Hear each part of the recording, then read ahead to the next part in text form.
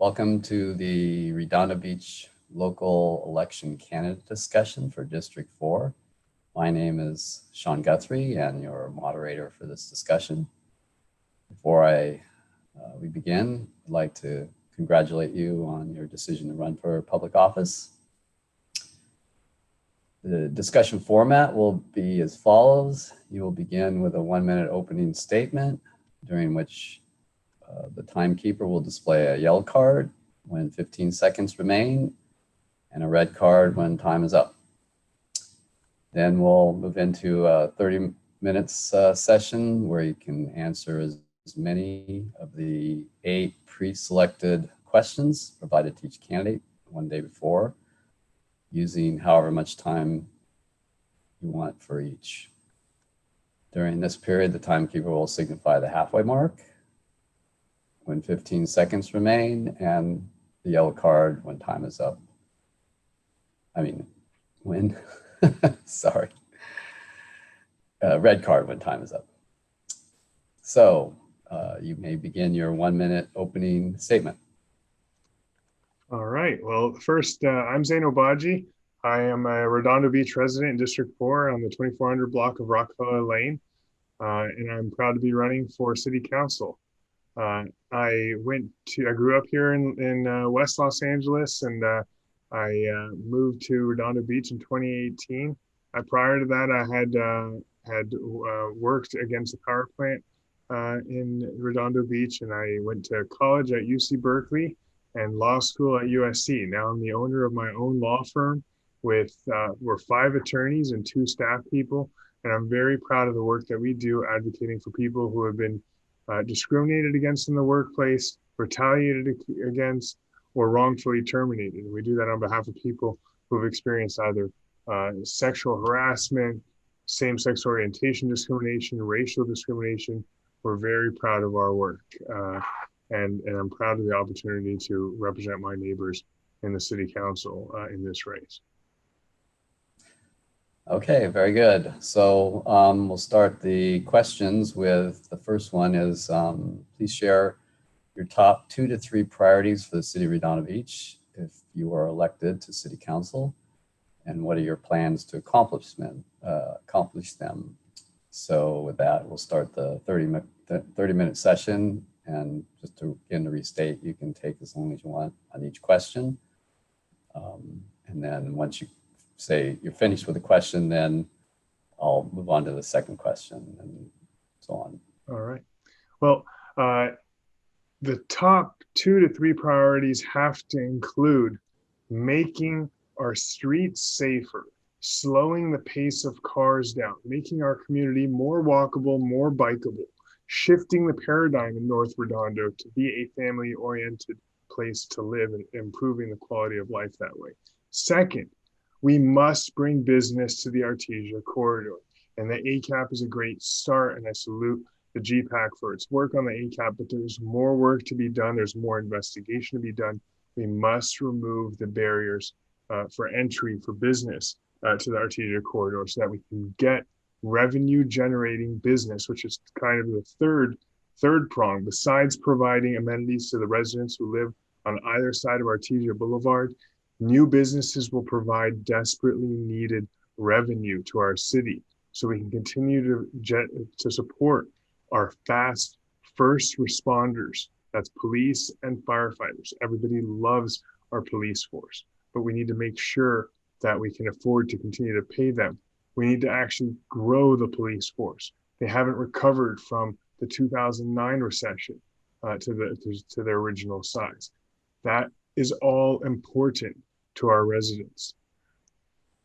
The way we're going to do this, start the safer streets. We're going to reduce the speed limits on Grant Avenue. That's an entirely residential street. Cars are flying there at its speed limit is 35 miles per hour, but cars travel there at 40 miles per hour or above. Besides being noisy, it's dangerous, and it creates a lot of anxiety for the residents on that street. When they see somebody almost get hit by a car or a family almost get hit by a car, it's very traumatizing and stressful. That's not just the case on Grant, but aviation and Artesia Boulevard also have cars traveling at a very high speed. We need to make it that, look, if you're going to drive through North Redondo Beach, you are going to proceed slowly because we have so many families here. And that's important because you also hear when you're in the residential sections that people are not stopping at stop signs. And the part of the reason for that is folks don't change their mentality from the business street to the residential street. If they're able to fly at 45 miles per hour on Artesia Boulevard and then they cut down, they need to get to Grant or move south and they cut onto one of the residential streets, they're not going to be making full stops at the stop signs. If you slow it down to a Beverly Hills type pace, we're going to have safer streets. And of course, with that, we need to have police enforcement. But police enforcement comes at a cost, and we need to increase our revenue.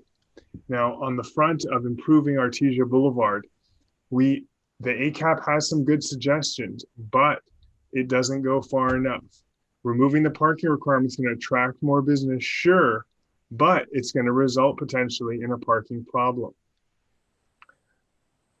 I've talked to one of the most active brokers, the broker couples on Artesia Boulevard, who've been involved in the purchase and sale of lots of properties, and they have the Kurtz Hardware site at Artesia and McKay under escrow, and they've been in escrow for over 6 months, and their prospective purchaser is struggling to get approvals from the city. Now, it's not that the planning department doesn't want to help them. It's that the planning department is confined by the laws that are on the books. We need to interview every single person in the planning department. We need to interview the commercial brokers who've been involved in purchase and sales on the Artesia Boulevard corridor and understand what are the laws that are posing the biggest barriers to entry. What are the laws that are preventing the changing of hands or making it unappealing for somebody to acquire these properties and do something with them? So a classic example from that McKay property is they didn't want to let them build 3 stories high. And yet they wanted them to have a 2-story building and also build an underground garage. The underground garages are extremely expensive. You can't do that unless you're going to make your money up above ground. So we need policies that make sense. We also need to stop allowing huge amounts of density to be forced upon us by Sacramento. Our parents are very concerned that classroom sizes are full enough. They moved here, they live here because they love the great schools for our families. We need to make sure that we have an active city council that is pushing back against Sacramento and stating, hey, we're Redondo Beach. We have 3 on a lots. I personally live on a 3 on a lot. We've done our share to absorb density and to provide housing to our state. We should not be forced to take on more than we can handle.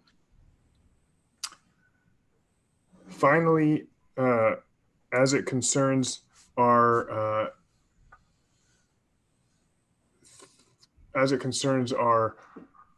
well, I guess I addressed the third point, which is preventing the addition of density. As it concerns our first responders, we need to make sure that we continue to support them, listen to them, find out what they need, and also direct them to where we need them.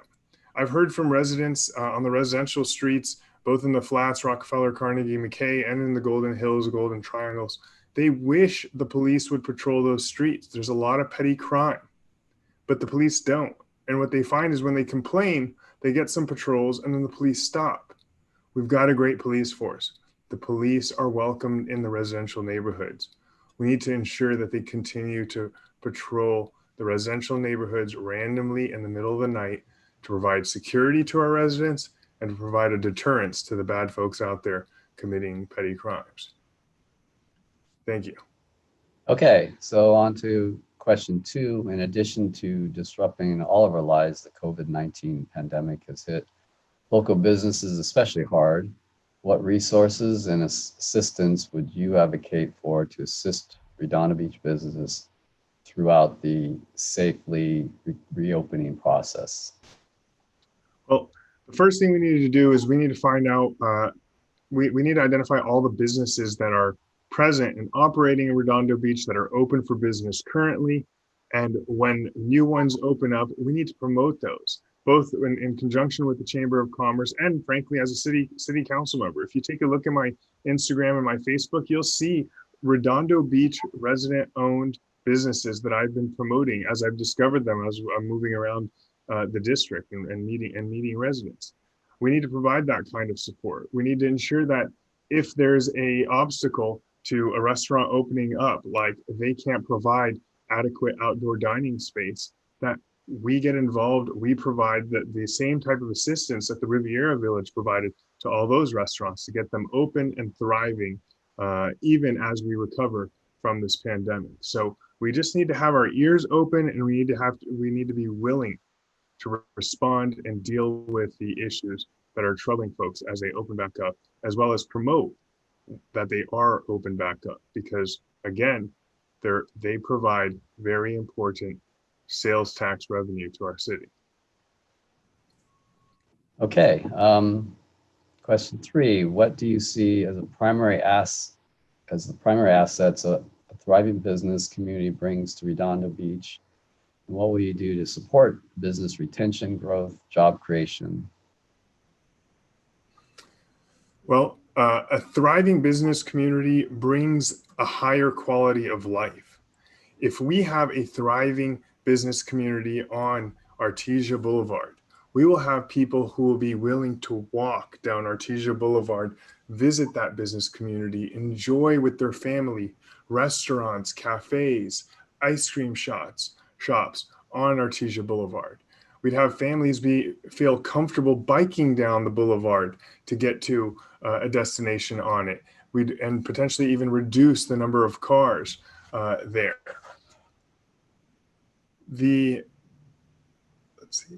Support business retention, growth, and job creation. So I already discussed in response to number 1 what I would do to support the attraction of businesses and investment in the Artesia Boulevard corridor. As for growth and job creation, we're going to have to ensure that we do deal with the parking issue. I understand that when things are fully operational, that businesses bring employees and the employees need a place to park. Matthews and Vanderbilt on either side of Artesia Boulevard are already congested, very dense, and they've got a lot of apartments that are occupying parking there. The residents would not welcome spillover parking, but the ACAP has found that Artesia's parking is only occupied to 60%. So we need to just monitor closely the parking needs of the community and plan for the future. If we do get a thriving Artesia business corridor going, or we start to pick up momentum, we need to plan for our parking needs and potentially invest in a parking structure that is well labeled, not like the one currently along the bike path that nobody even knows is a public parking lot, well labeled like the parking structures in Beverly Hills, a big P, public parking, and Culver City. So folks know, hey, this is where you can park so you can enjoy all the amenities here on Artesia Boulevard. Okay. Question 4, efforts to revitalize Redondo Beach waterfront and Artesia corridor have been going on for several years. As a council member, what role would you play to bring consensus in our community around these issues so we can move forward with revitalization of these would-be economic engines for our city? All right, I've talked about the Artesia corridor, I think sufficiently. So let me focus on the waterfront. The waterfront's in litigation, and we're not going to be able to do anything with it, including get revitalization that everybody wants until we get it out of litigation. So I'm not going to say anything that's going to disqualify me, but as a lawyer, for making a decision, as a lawyer who's a litigator, I understand how litigation works. And we are in a position potentially, I'm not privy to the inside baseball decisions that occur or discussions that occur behind closed session, but we are in a position where we could reach a settlement with Center Cal as to what is developed there. Our concentration needs to be on restaurants, bars, what have you, things that cafes, ice cream shops, things that would be beneficial to the city from a revenue standpoint, but that do not bring a mall to the waterfront. The mall belongs at the Galleria. Now, the Galleria is another thing. Our city council member has not kept us apprised as to what's occurring there. I've had to reach out to the mayor and others to find out, hey, what's their plan there on at the Galleria? And we need to be in constant contact with the Galleria developers, QIC, to really know in advance if they do not plan to move forward. Brick and mortar has taken a huge hit in this pandemic. So if they don't plan to move forward with the mall that they envision, then we need to discuss with them what they are going to build, because that was a revenue powerhouse for the city, and we are not getting much revenue now from the Galleria site. We need it back on board operating as soon as possible, and the same is true for the waterfront.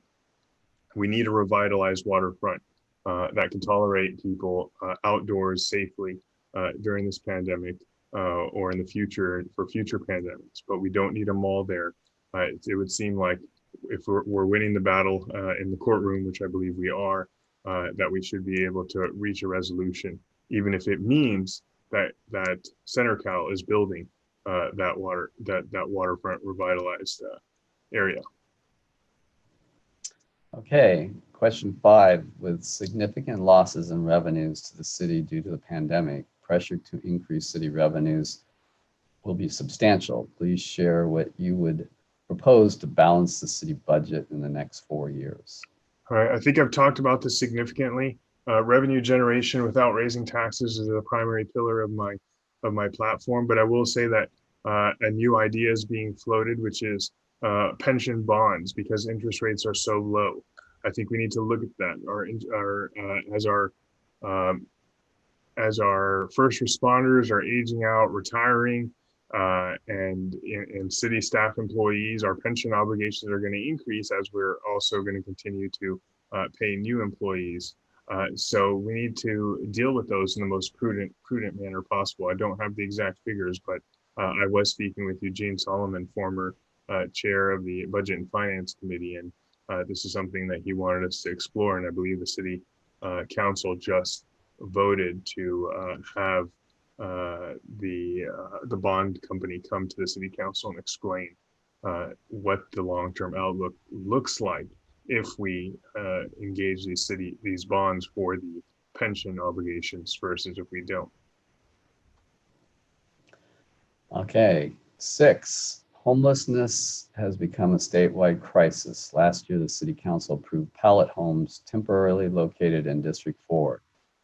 What long-term solutions do you propose for addressing homeless in Redondo Beach? We need to do exactly what has been occurring. We need to ensure that we can continue to keep it open because it so far has been successful. And what success is here is getting people off the streets into the shelter and then transitioning folks from the pallet shelter to permanent housing. But if I asked Mr. Grand, Mr. Horvath at their last community meeting, hey, what if this is successful? What are you going to do? Oh, well, we're going to have to look for money. We don't really know. That's why it's only a 6-month program. Well, that conversation needs to begin now with the supervisor's office, with frankly even the federal government, to find out what are they going to provide for this housing crisis, because Redondo Beach has found at least a solution to help mitigate the crisis a bit. So otherwise, we need to continue to engage our homeless navigators. They've done a great job, Leela especially, but I think that we've just brought on another in taking pull of what is going on in our city relative to the homeless, who needs help, and how we can get them off the streets. But another thing we need to do is ensure that our neighboring cities participate, and nobody is doing that. They just voted to take a survey of how many homeless are in our city. But you know what they should be doing is take a survey of how many homeless are in our city and the neighboring cities. Because if there are no homeless in the neighboring cities, then we know that they have been pushing their people over to us. Additionally, it's kind of in plain sight, but we need to talk to the unhoused who are in the shelter and ask them, how did you get to Redondo Beach if they're not native to Redondo Beach? Did you come here from another place? Did you come here from Manhattan or Hermosa? It's just remarkable to me that they're doing nothing, and yet they don't have the significant of a problem as we do. So we need to make sure that they pitch in fairly, especially as we are challenged in balancing a budget and providing the same top level of services that we have. Okay, 7, in an effort to address the housing shortage in California, the state is proposing policies that would reduce local control for individual cities and provide a one-size-fits-all solution. What will you do to preserve local control relative to zoning? I will be on board with the mayor and whoever else wants to pass or advance a statewide initiative to ensure that local control over zoning remains in municipalities, or else to challenge the legality of what the state is doing. It makes sense to allow density to exist along transportation corridors, like along the Green Line, elsewhere. I wouldn't call Artesia a transportation corridor in this sense because we don't even have a commuter express, for example. There's no metro there. So there's no point in stacking a dense area that's unserviced by mass transportation with tons of new density. And the area is already dense. So we've done our part. We need to push back as vehemently as we possibly can against additions of density, because new density, new residents, their payment of property taxes does not sufficiently cover the services, the cost of services, fire, police, education, that's required to be provided to those folks. We need to stop growing the population in the city and stop Sacramento shoving down new density down our throats. All right, so the final question is actually just opening it up to allow you to discuss anything else that hasn't been discussed that's important to you. So take as much time as you like. All right, thanks. Thank you to the chamber for this opportunity. If elected, I will work with the chamber to help the chamber promote the businesses that we have in Redondo Beach and work alongside the chamber to ensure that we can attract the best businesses to Redondo Beach.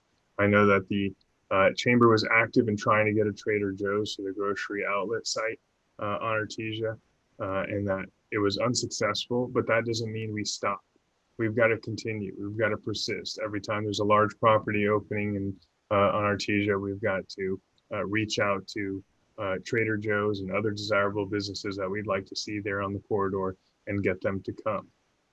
I've done that actually. I earlier this week when I found out that 2205 Artesia Boulevard, the beauty college, had closed and was up for sale, I asked folks to write into Trader Joe's, and everybody, including the mayor and 2 council members, did do that. So I'm not saying that effort's going to be successful, but we need to continue to be energetic with efforts like that to advance our city. I'm not running because I want to make small changes in North Redondo. I am running because I have a transformational vision of what we can achieve all together for us in North Redondo.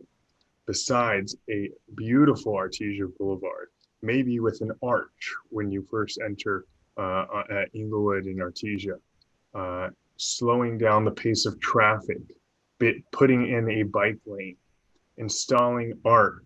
You know, there's a building on the north side of Artesia at the bike path. That's a white wall. That could have a beautiful art mural in it. We need an art mural ordinance that allows shops to start painting themselves or getting painted, or even allowing us, you know, to have some initiative where we'll pay for the painting. Just let us get involved and let us start getting art installed. I'd like to have a competition where people submit, hey, here are the possible public art installations we could have on the Artesia corridor. We've got bright minds in Redondo Beach. We got super smart folks, you know, even the 3 on the lots, they're selling for over $1 million. These people have worked hard to be where they are and to have a family there. Now it's time to give them something back by making sure their community works for them and that they can be involved in their community. So I'd like to see public art installations and have our community invested in that. On the green belt, that's an open space that is totally underutilized. I get there's a biking path. They just spent tons of money, hundreds of thousands of dollars on improving 2 blocks of it on either side of Artesia Boulevard. That's money that could have been spent on a garden, a community garden, a dog park, elsewhere, and really extended along the entire path rather than concentrated on those blocks. So yeah, they beautified those 2 blocks of the green path on either side of Artesia Boulevard. But if you look at Rockefeller from the 2600 block on to the 2700 block, there's trash there that hasn't been picked up. I've seen furniture. There's somebody feeding cats out there or animals of some sort. I've had a neighbor complain. And it's totally derelicted. That's not how we should operate. We should spread the money to where it's going to have its maximum use and maximum impact.